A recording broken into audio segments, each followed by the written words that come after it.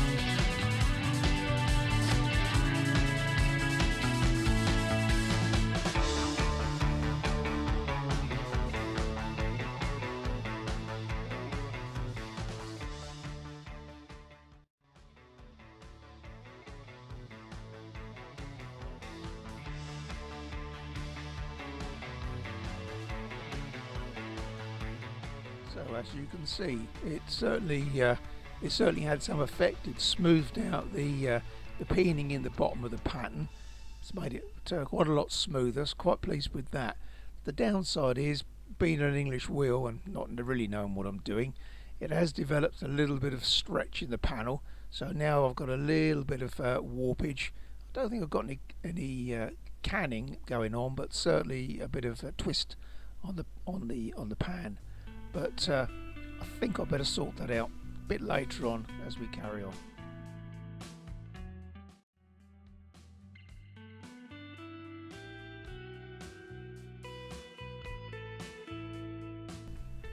As I've said in the previous videos that you may have watched, making the floor pans for the MGC, I intended originally to put them on the 20-ton press and press the patterns down using the press, but it wouldn't go into the press.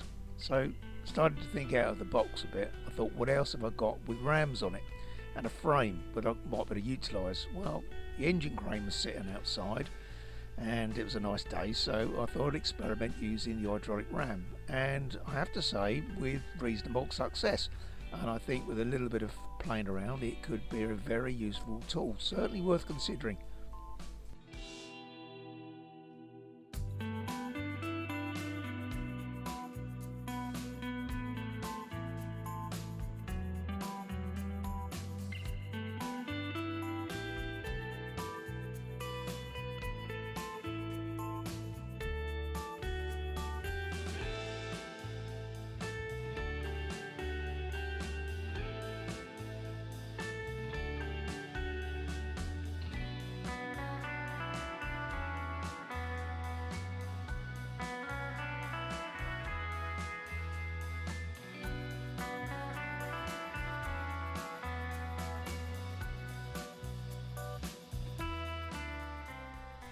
In order for the arm, the top boom arm, to stop going up too far, or at least restrict the movement, I found a way of jamming a 1-inch steel cold chisel in between the upright arm and the boom arm.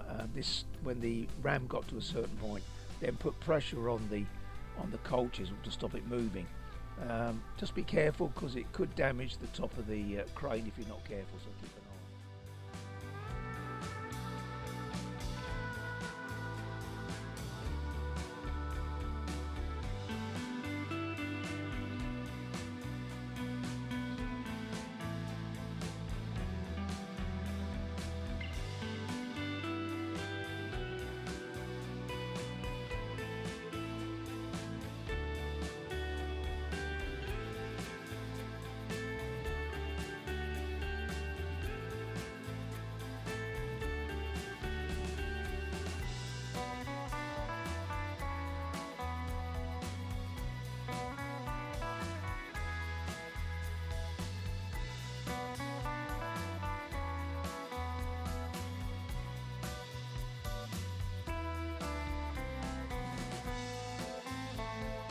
In order to spread the load over the top of the ply pattern, I'm using various cold chisels and bits of iron or whatever I've got laying around, just sticking them underneath the hydraulic ram. I think the actual pattern pushed out quite well, and you can see it quite clearly in this close-up that it seems to have plenty of power.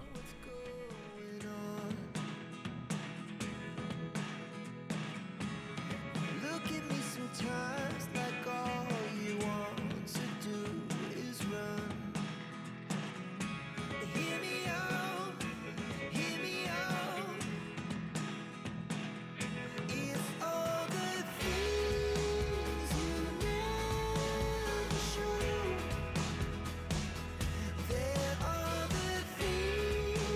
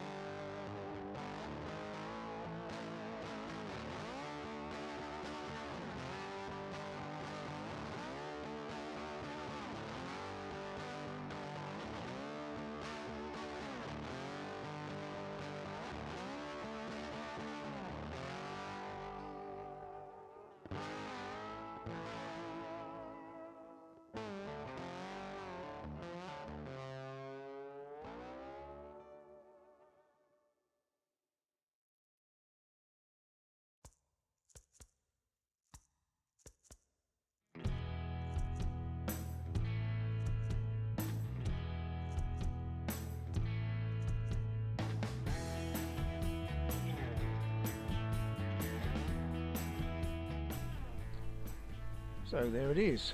It's time to undo all the nuts and bolts again, which does get a bit tedious, I have to say. But we're getting towards the end of the process now, so once or maybe twice more isn't the end of the world. So let's look and see what the pattern turned out like, shall we?